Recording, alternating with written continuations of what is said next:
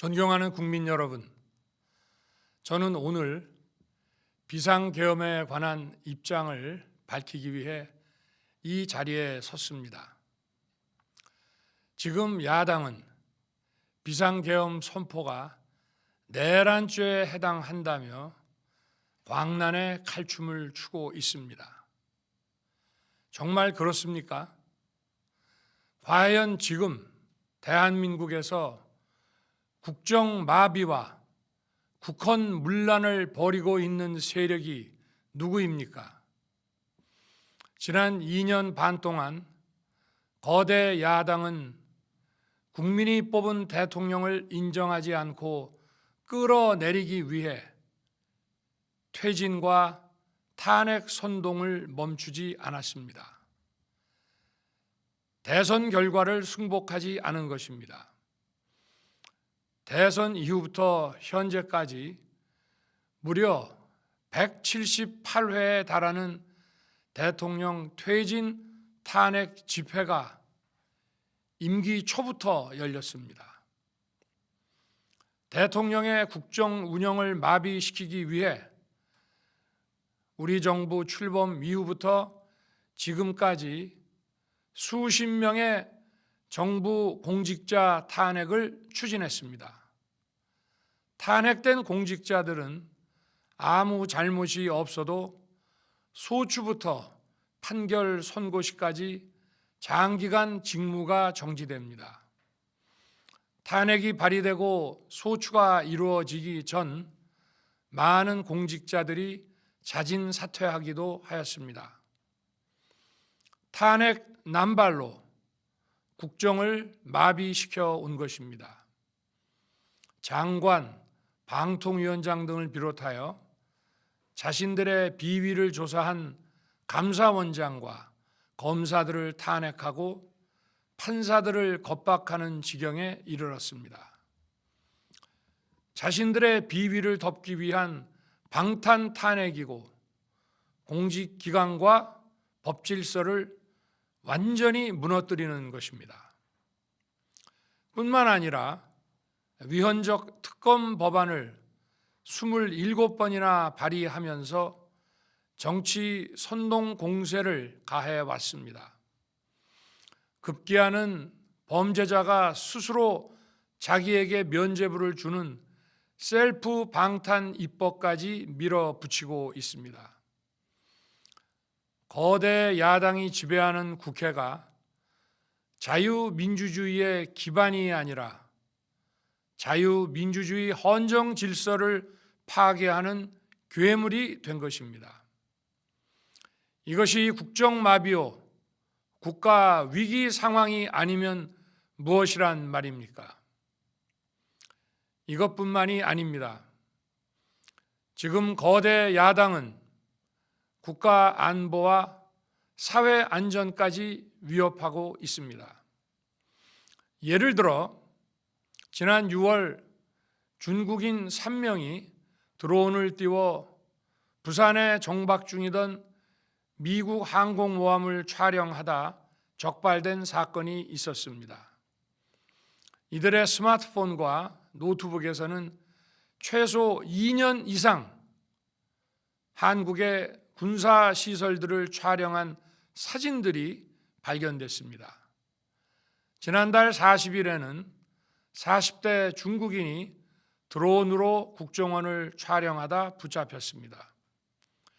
이 사람은 중국에서 입국하자마자 곧장 국정원으로 가서 이 같은 일을 벌인 것으로 확인됐습니다. 하지만 현행 법률로는 외국인의 간첩 행위를 간첩죄로 처벌할 길이 없습니다.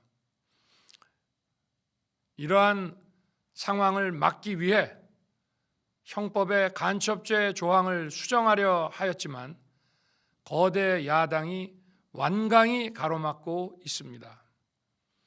지난 정권 당시 국정원의 대공수사권을 박탈한 것도 모자라서 국가보안법 폐지도 시도하고 있습니다.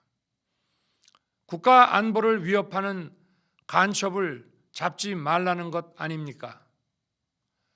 북한의 불법적인 핵무장과 미사일 위협 도발에도, GPS 교란과 오물 풍선에도, 민주노총 간첩 사건에도 거대 야당은 이에 동조할 뿐 아니라 오히려 북한 편을 들면서 이에 대응하기 위해 고군분투하는 정부를 흠집내기만 했습니다. 북한의 불법 핵 개발에 따른 유엔 대북 제재도 먼저 풀어야 한다고 주장합니다. 도대체 어느 나라 정당이고 어느 나라 국회인지 알 수가 없습니다. 검찰과 경찰의 내년도 특경비, 특활비 예산은 아예 0원으로 깎았습니다. 금융 사기 사건, 사회적 약자 대상 범죄, 마약 수사 등 민생 침해 사건 수사, 그리고 대공 수사에 쓰이는 기묘한 예산입니다. 마약, 딥페이크 범죄 대응 예산까지도 대폭 삭감했습니다. 자신들을 향한 수사 방해를 넘어 마약 수사, 조폭 수사와 같은 민생사범 수사까지 가로막는 것입니다. 대한민국을 간첩 천국, 마약 소굴, 조폭 나라로 만들겠다는 것 아닙니까? 이런 사람들이야말로 나라를 망치려는 반국가 세력 아닙니까? 그래놓고 자신들의 특권을 유지하기 위한 국회 예산은 오히려 늘렸습니다. 경제도 위기 비상 상황입니다. 거대 야당은 대한민국의 성장 동력까지 꺼뜨리려고 하고 있습니다.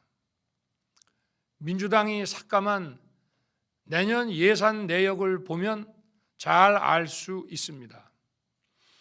원전 생태계 지원 예산을 삭감하고 체코 원전 수출 지원 예산은 무려 90%를 깎아버렸습니다. 차세대 원전 개발 관련 예산은 거의 전액을 삭감했습니다. 기초과학연구, 양자, 반도체, 바이오 등 미래 성장 동력 예산도 대폭 삭감했습니다. 동해가스전 시추 예산, 이른바 대왕고래 사업 예산도 사실상 전액 삭감했습니다. 청년 일자리 지원 사업, 취약계층 아동 자산 형성 지원 사업, 아이들 돌봄 수당까지 손을 댔습니다. 산업 생태계 조성을 위한 혁신 성장 펀드, 강소기업 육성 예산도 삭감했습니다. 재해 대책 예비비는 무려 1조 원을 삭감하고 팬데믹 대비를 위한 백신 개발과 관련 R&D 예산도 깎았습니다. 이처럼 지금 대한민국은 거대 야당의 의회 독재와 폭거로 국정이 마비되고 사회 질서가 교란되어 행정과 사법의 정상적인 수행이 불가능한 상황입니다. 국민 여러분, 여기까지는 국민 여러분께서도 많이 아시고 계실 것입니다. 하지만 제가 비상계엄이라는 엄중한 결단을 내리기까지 그동안 직접 차마 밝히지 못했던 더 심각한 일들이 많이 있습니다.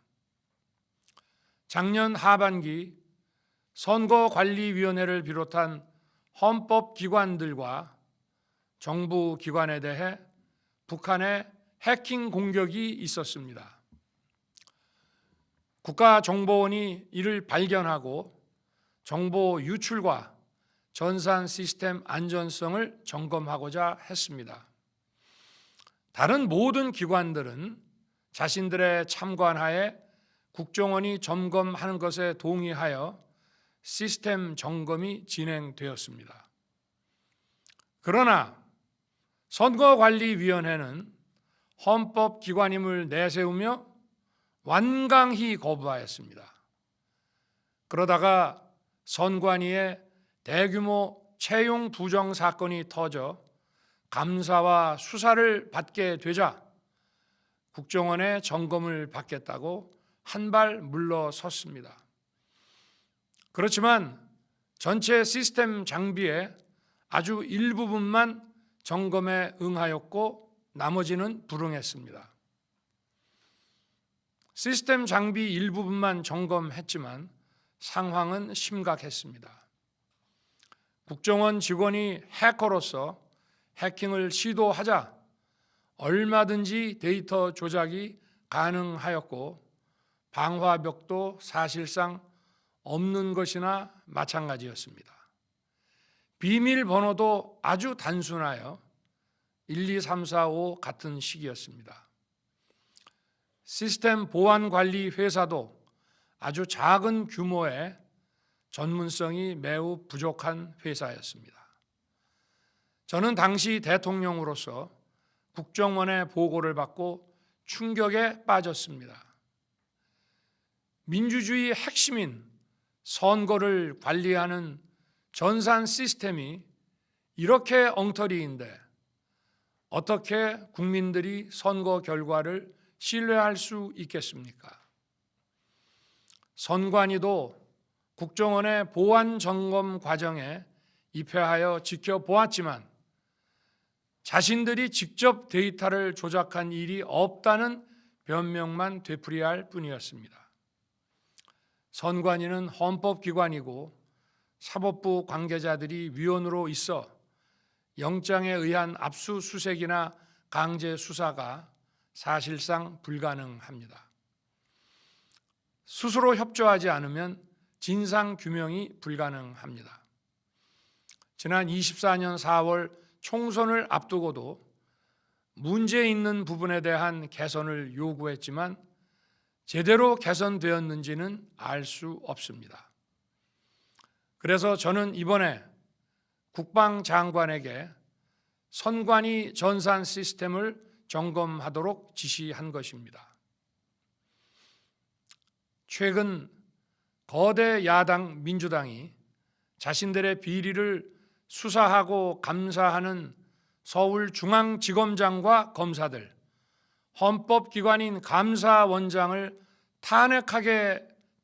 탄핵하겠다고 하였을 때 저는 이제 더 이상은 그냥 지켜볼 수만 없다고 판단했습니다.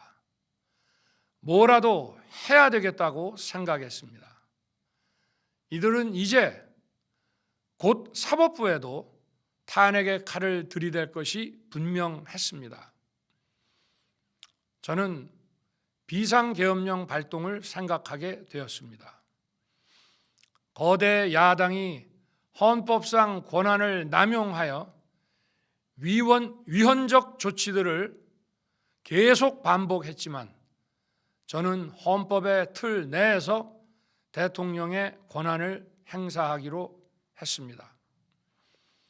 현재의 망국정 국정마비 상황을 사회 교란으로 인한 행정사법의 국가기능 붕괴 상태로 판단하여 계엄령을 발동하되 그 목적은 국민들에게 거대 야당의 반국가적 패악을 알려 이를 멈추도록 경고하는 것이었습니다.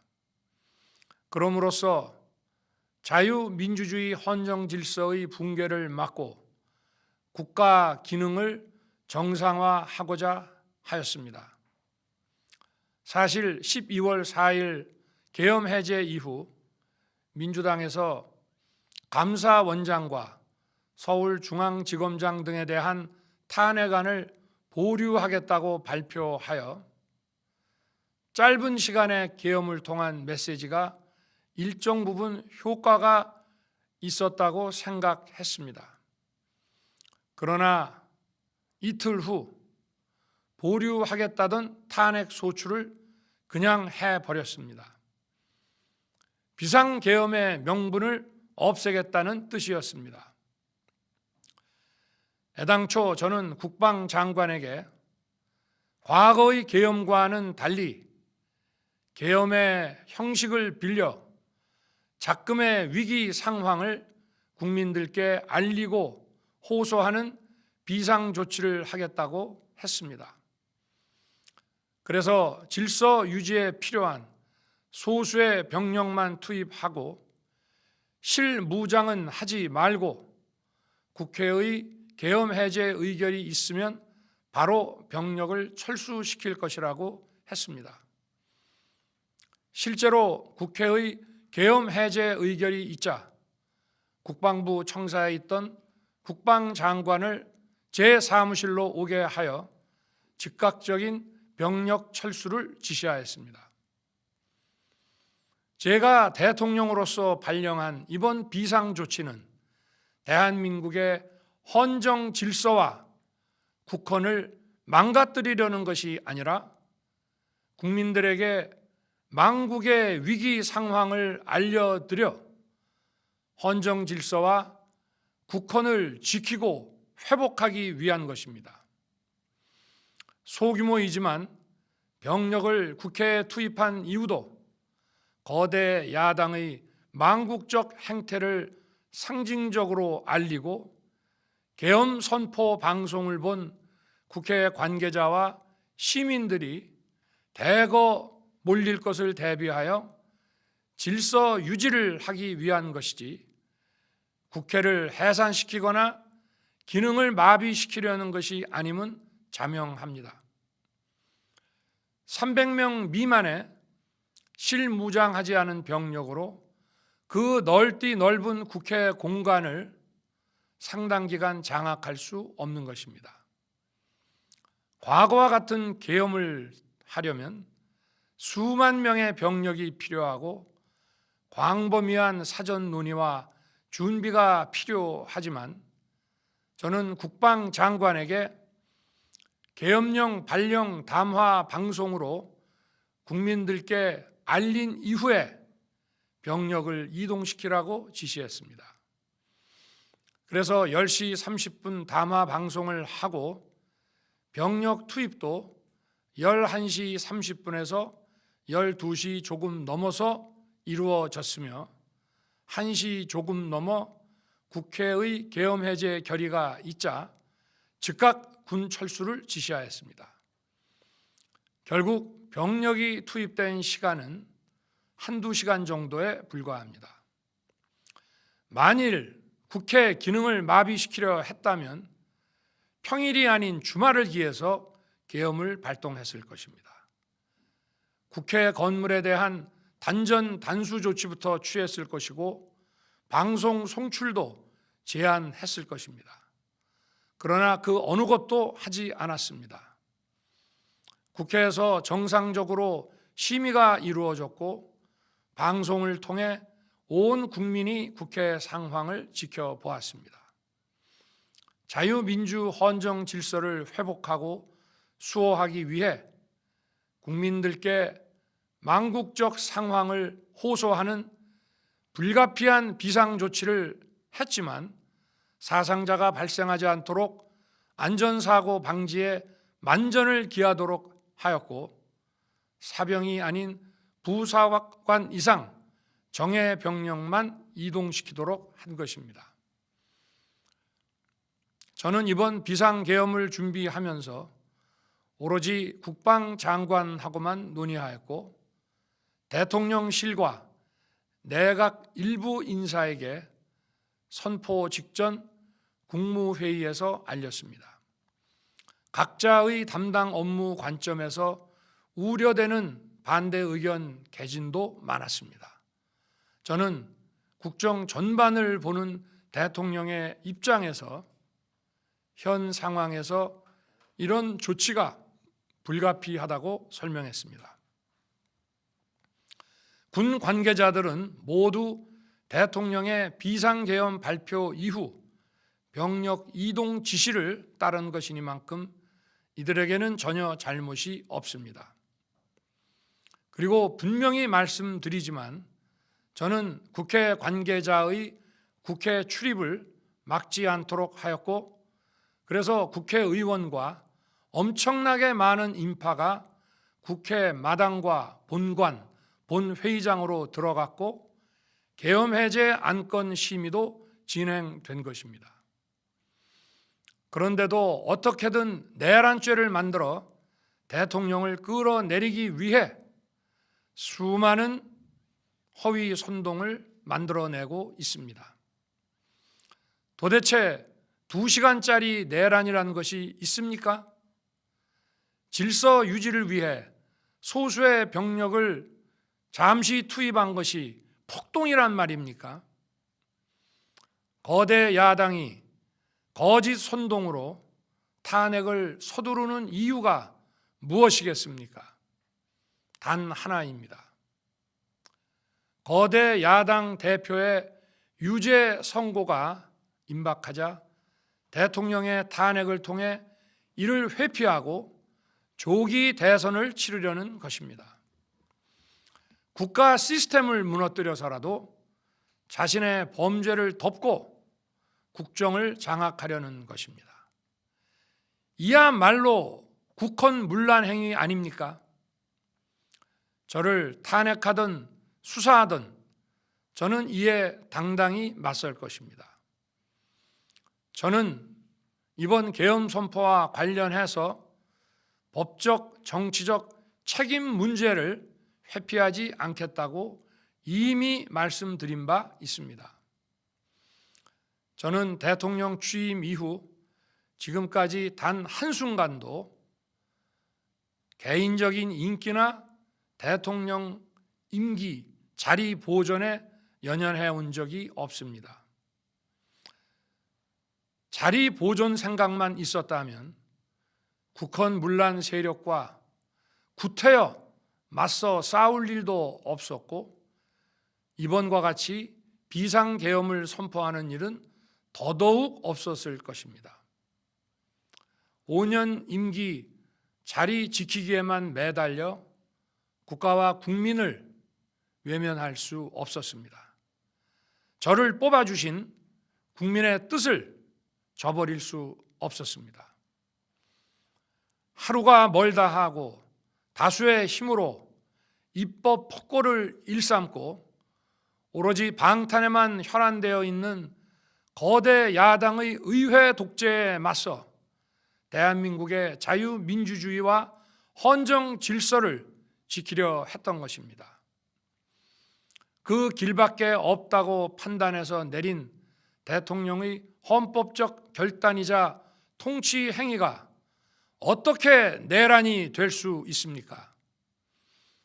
대통령의 비상계엄 선포권 행사는 사명권 행사, 외교권 행사와 같은 사법심사의 대상이 되지 않는 통치 행위입니다. 국민 여러분, 지금 야당은 저를 중범죄자로 몰면서 당장 대통령직에서 끌어내리려 하고 있습니다. 만일 망국적 국헌문란 세력이 이 나라를 지배한다면 어떤 일이 벌어지겠습니까? 위헌적인 법률, 셀프 면죄부 법률, 경제 폭망 법률들이 국회를 무차별 통과해서 이 나라를 완전히 부술 것입니다. 원전 산업, 반도체 산업을 비롯한 미래 성장 동력은 고사될 것이고 중국산 태양광 시설들이 전국의 살림을 파괴할 것입니다. 우리 안보와 경제의 기반인 한미 동맹, 한미일 공조는 또다시 무너질 것입니다. 북한은 핵과 미사일을 고도화하여 우리의 삶을 더 심각하게 위협할 것입니다. 그러면 이 나라 대한민국의 미래가 어떻게 되겠습니까? 간첩이 활개치고 마약이 미래 세대를 망가뜨리고 조폭이 설치는 그런 나라가 되지 않겠습니까? 지금껏 국정 마비와 국헌 문란을 주도한 세력과 범죄자 집단이 국정을 장악하고 대한민국의 미래를 위협하는 일만큼은 어떤 일이 있어도 막아야 합니다. 저는 끝까지 싸울 것입니다. 국민 여러분, 국정 마비의 망국적 비상 상황에서 나라를 지키기 위해, 국정을 정상화하기 위해 대통령의 법적 권한으로 행사한 비상계엄 조치는 대통령의 고도의 정치적 판단이고 오로지 국회의 해제 요구만으로 통제할 수 있는 것입니다. 이것이 사법부의 판례와 헌법학계의 다수 의견임을 많은 분들이 알고 있습니다. 저는 국회 해제 요구를 즉각 수용했습니다.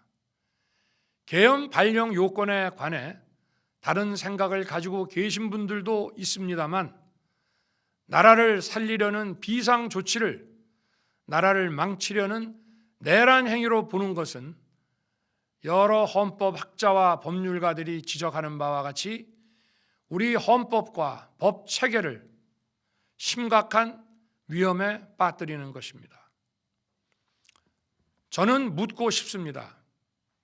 지금 여기저기서 광란에 칼춤을 추는 사람들은 나라가 이 상태에 오기까지 어디서 도대체 무엇을 했습니까? 대한민국의 상황이 위태롭고 위기에 놓여 있다는 생각도 전혀 하지 않았다는 말입니까? 공직자들에게 당부합니다. 엄중한 안보 상황과 글로벌 경제 위기에서 국민의 안전과 민생을 지키는 일에 흔들림 없이 매진해 주시기 바랍니다. 국민 여러분, 지난 2년 반 저는 오로지 국민만 바라보며 자유민주주의를 지키고 재건하기 위해 불의와 부정, 민주주의를 가장한 폭거에 맞서 싸웠습니다. 피와 땀으로 지켜온 대한민국, 우리의 자유민주주의를 지키는 길에 모두 하나가 되어 주시길 간곡한 마음으로 호소드립니다. 저는 마지막 순간까지 국민 여러분과 함께 싸우겠습니다. 짧은 시간이지만 이번 계엄으로 놀라고 불안하셨을 국민 여러분께 다시 한번 사과드립니다. 국민 여러분에 대한 저의 뜨거운 충정만큼은 믿어 주십시오. 감사합니다.